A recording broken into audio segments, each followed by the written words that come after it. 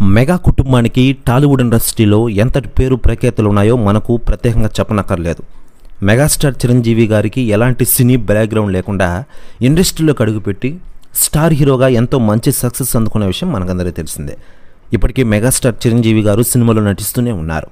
ఇలా మెగాస్టార్ చిరంజీవి గారు మాత్రమే కాకుండా ఆయన వారసులు కూడా ఇండస్ట్రీలోకి అడుగుపెట్టిన విషయం మనకందరికీ తెలిసిందే.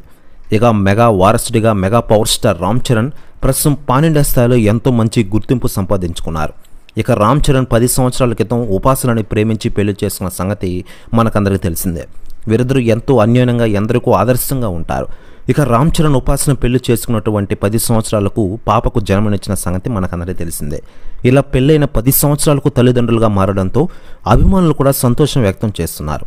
ఇక ఈ దంపతులు చిన్నారికి జన్మనిచ్చిన ఇప్పటి వరకు తమ చిన్నారి ఎలా ఉంటుందనేది విషయాలను మాత్రం వెల్లడించలేదు. కానీ తనకు సంబంధించిన అన్ని విషయాలను ఎప్పటికప్పుడు అభిమానులతో పంచుకుంటూ ఉంటారు.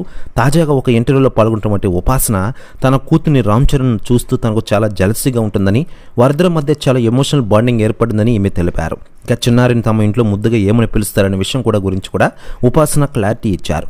తాను తన కూతుర్ని కారా అని పిలుస్తానంటూ ఆమె తెలిపారు.